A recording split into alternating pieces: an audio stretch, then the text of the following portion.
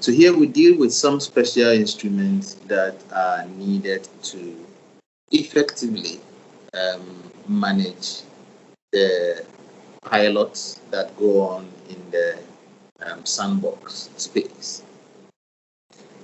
I have mentioned before that the piloting that is done within the sandbox is done with the explicit approval of the supervisory authority. And for that matter, for that reason, it is important that there are appropriate mechanisms to minimize any risks that may result and minimize losses to consumers. Because of that, there are some instruments called special instruments that, apart from the terms that we have looked at, can be used to further manage risks within the regulatory sandbox. And so we'll look at a few of these special instruments. And the first one is referred to as restricted authorization. Restricted authorization. This is usually issued to unregulated innovators. You know, the entities that can participate in the sandbox could either be regulated entities who want to pilot new things they have come up with, like new product and new distribution channels and new way of service delivery.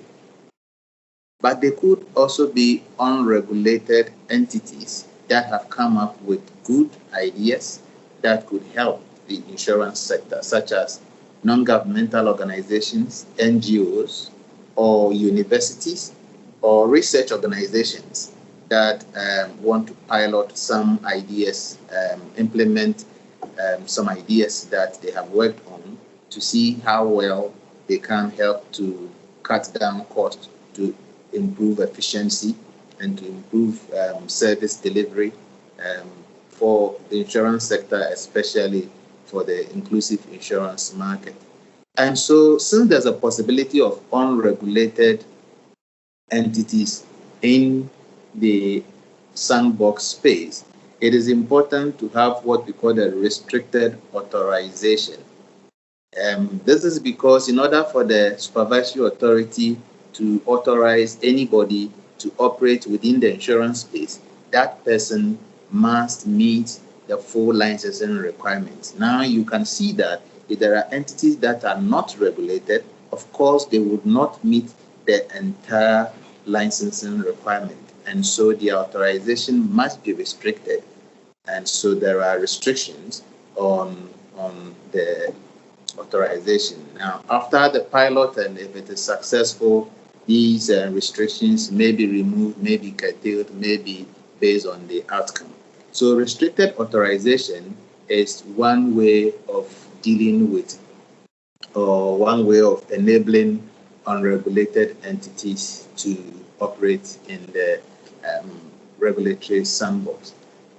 Now, the second special instrument is called waivers. Waivers. To waive something is to take it off, to relax it, to say it does not apply in this instance.